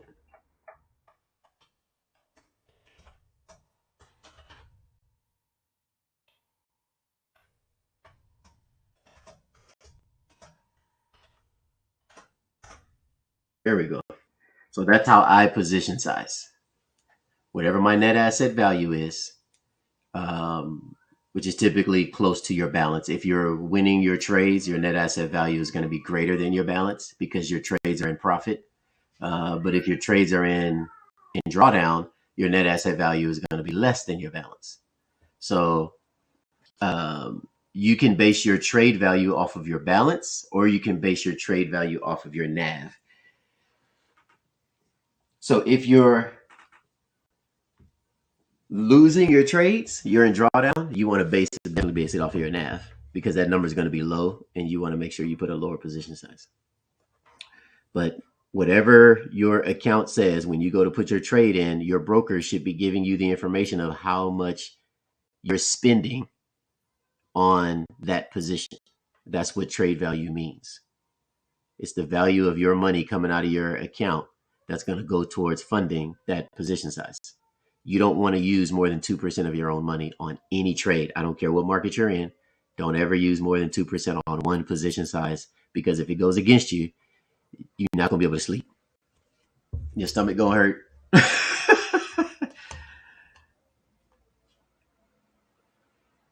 Oh, okay, gotcha. I went all in into BTC at 18,000 and scaled it into 100 times leverage. Yeah, but my investment was $5. Very good. I mean, not a lot in profit. Yeah, but it doesn't matter. You're learning, and once you learn something, and do that, you're like, man, this is dope. But yeah, trading definitely works.